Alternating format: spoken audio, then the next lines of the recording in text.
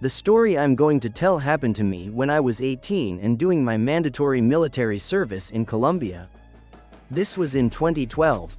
When we started our service, we were about 120 soldiers in my company. Everything went normally during our training. We finished it, we wore our flag at 3 months, and then we went out on leave. When we returned, they divided us into 30-man platoons, gave us the weapons and food, and after all the protocols they put us in a military base called Sparta, where there were rumors of witches. I had to live through that, but that's another story. We spent about 2 months at that base, where we had light, water, and accommodation. We were very close to a town, but then our relief arrived, since that base was like a trial to see what we would face over those 2 years. The day came when we had to go to another base called Cruces, located in the Anorí corregimiento in Antioquia. You could only enter by air, so they put us in a helicopter, since the platoon that had been at that base had finished their service. We arrived and everything went smoothly. Being in the middle of the mountain, logically we didn't have electricity and everything was with lanterns or candles. We could charge our phones once a day because we had a generator that ran on gasoline, but it only turned on once a day for 3 hours.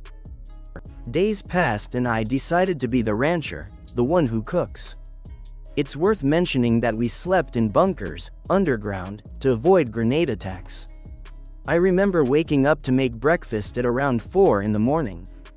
At that moment my partner, Cañas, who was very humble and religious, came to where I was and started telling me something that had happened with a partner of his, Ambrosio.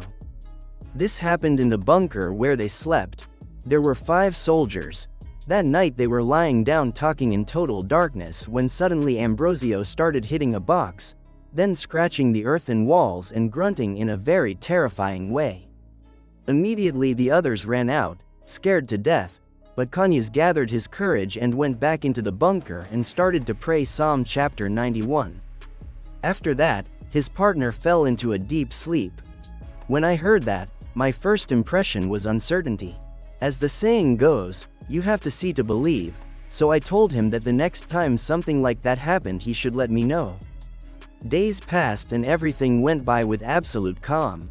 I got tired of cooking and decided to return to guard duty like the others. I started my shift at 1500 and had to be there until 1800. Food was distributed at 1730, and the one who had to do the 1800 shift had to bring the food. That was Ambrosio. From my position I saw how he suddenly began to press his chest and say it hurt. Then he told Cañas if he could give him his chair. About a minute later I saw Ambrosio collapse and begin to convulse.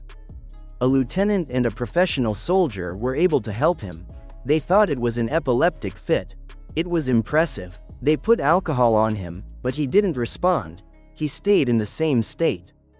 Then Cañas started praying Psalm chapter 91 again, and after doing that little by little he saw improvement in Ambrosio. He calmed down, but he fainted, so they took him to his bunker. We all gathered outside to talk about what had happened. The professional soldier tried to take it to the logical side and said he was sick, that it was an epilepsy attack. Cañas was upset and asked why the alcohol hadn't worked, and if Psalm chapter 91 worked for him, leaving everyone silent. It was approximately 1820, and people who live in the field know how fast it gets dark there. There was a silence that froze the bones, and suddenly we started to hear noises inside the bunker. They were like a growl, like the growl a cat makes when it's angry. We were all afraid to enter. In the end, 2 soldiers got weapons and went in to take him out. Ambrosio had totally blank eyes and had an impressive strength. Only 6 soldiers together could throw him to the ground. A first-class soldier named Dueñas, seeing what was happening, said it wasn't an epilepsy attack but that the soldier was being possessed. He asked for water and told us all to close our eyes and pray to our Father, insisting we not open our eyes because, according to him, eyes were portals. He told us he had studied in church to become a priest and was a year away from graduating, but then he left and joined the army. He put his finger in the water, began to pray in Latin, and made the sign of the cross on Ambrosio's forehead. My curiosity was so strong that I opened my eyes a little to see what was happening. When that soldier did that, my partner began to speak in a terrifying voice, saying they would leave him alone, that body was already his. He repeated it over and over while we all prayed. To one of my companions who was holding Ambrosio by the legs, Ambrosio sent him flying with a kick. When I saw that, I closed my eyes and prayed. About 20 minutes passed, and after that there was a tremendous silence. In a moment Ambrosio got up terrified and asked why we were holding him. He stood up as if nothing had happened and went to his bunker. We all backed off, but curiosity got the better of me and I went to ask the commander if Ambrosio had been possessed. He said no, that apparently it was an entity that simply wanted to come back to life, and that if it had been evil it would have made him kill someone. That night Ambrosio had all his weapons taken and he was not allowed to stand guard. The next day Cañas and I went to talk to him and asked what had happened. He told us everything. When he was 16 he had played Ouija in a cemetery, and the entity did not let them close the session and hit him. From that moment, when those attacks happened to him, he said he felt he was fighting inside with a huge shadow that wanted to steal his body.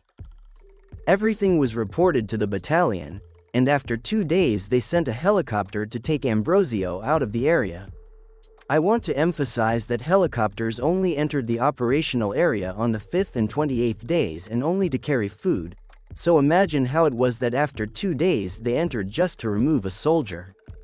We never heard from him again. The last thing we knew was that he was following the priest in the battalion. I hope you believe me. I know this sounds like a movie, but we lived it.